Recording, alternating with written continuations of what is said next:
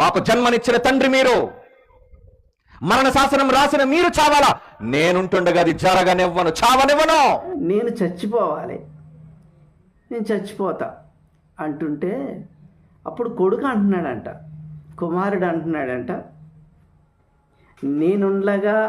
నేనుండగా అట్లు జరగనివ్వను. నా కన్న తండ్రి అయిన నిన్ను నేను చంపుకోనివ్వను. అసలు ఏంటిది? ఇదేమన్నా మీ తల్లి తండ్రి కొడుకుల మధ్య, అంటే మీ ఇంట్లో ఉన్న సమస్య అనుకుంటున్నారా? దైవ కార్యం అనుకుంటున్నారా? అసలు మీకు బైబిల్ని ఎవరు నేర్పించారండి ఈ విధంగా మాట్లాడటం? ఇది ఇంట్లో జరిగే సంభాషణలు కావు. అసలు మీకు రిఫరెన్స్ లేకుండా ఇలా వ్యాఖ్యానం చేయమని ఎవరు చెప్పారు? Bible answer to the Bible కదా. మీరు ఏదన్నా మాట్లాడితే అక్కడ కనీసం ఒక ప్యాసేజ్ ఉండాలి, ఒక ఉపమానం అన్న కనీసం ఉండాలి. తండ్రి కొడుకులు కూర్చొని డిస్కస్ చేసుకుంటున్నారు.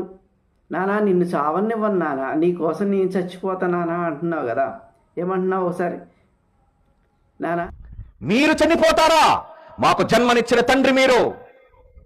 మరణ శాసనం రాసిన మీరు చావాలా? నేనుంటుండగా అది జరగనివ్వను, చావనివ్వను.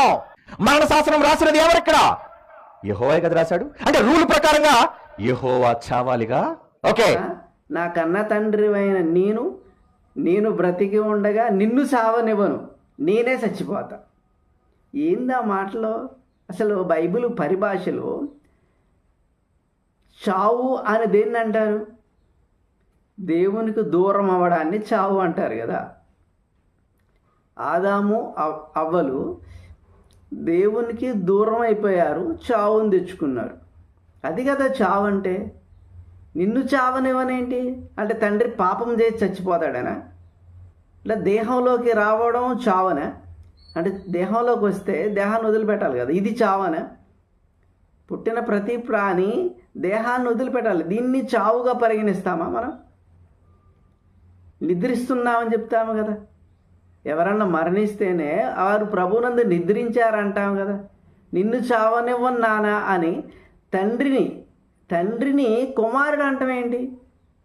అసలు ఇది ఎంత హాస్యాస్పదంగా ఉంది.